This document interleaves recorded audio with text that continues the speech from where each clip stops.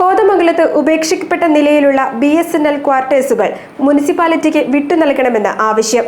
കാടുമൂടി കിടക്കുന്ന ക്വാർട്ടേഴ്സും കോമ്പൗണ്ടും സമീപത്തെ അങ്കണവാടിക്കും ഭീഷണിയായി മാറിയിരിക്കുകയാണെന്ന് വാർഡ് കൗൺസിലർ മിനി മാത്യു പറഞ്ഞു. കോതമംഗലം സബ്സ്റ്റേഷൻ പടിക്ക് സമീപത്തെ BSNL ക്വാർട്ടേഴ്സുകൾ വർഷങ്ങളായി താമസക്കാരില്ലാതെ കിടക്കുകയാണ്. കെട്ടിടങ്ങളും പരിസരവും കാടുമൂടി. പ്രദേശം ഇഴജന്തുക്കളുടെയും മറ്റും ആവാസ കേന്ദ്രമാണ്. സമീപത്ത് പ്രവർത്തിക്കുന്ന അങ്കണവാടിക്കും ഇതുമൂലം ബുദ്ധിമുട്ട് നേരിടുന്നുണ്ട്.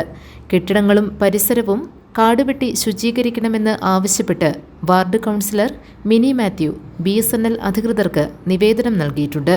ക്വാർട്ടേഴ്സുകൾ മുനിസിപ്പാലിറ്റിക്ക് കൈമാറണമെന്ന ആവശ്യവും ഉയർന്നിട്ടുണ്ട്.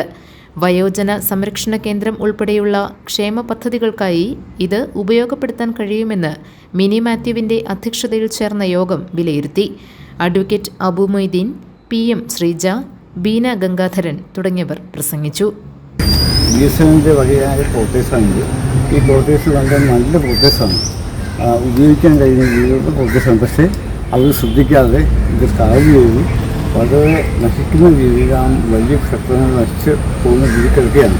ഇവിടെ കാട് വെട്ടാത്തതുകൊണ്ട് ഇപ്പോൾ പാമ്പും പട്ടി അടക്കമുള്ള ശുദ്ധജീവികളുടെ ശരീരമായി മാറിയിരിക്കുകയാണ്. അങ്ങനെ ഒരു ശുദ്ധജീവികളുടെ ശരീരമായി മാറി തൊട്ടിച്ചേർന്നാണ് ആ തമിഴ് അംഗൻവാടി പ്രവർത്തിക്കുന്നത്. അതുകൂടാതെ നിരവധി ഭക്തർ വന്നു പോകുന്ന തങ്ങളം കാവ് ഇങ്ങനെ ചേർന്നാണ്. അങ്ങനെ ഇത് അടിയന്തരമായി ഇത് ക്ലീൻ ചെയ്ത് ഈ കാട് വെട്ടി അത് ഉപയോഗപ്രദമാക്കണമെന്നാണ് ഞങ്ങൾക്ക് ആവശ്യമുള്ളത്. GTV news, Kothamangalam.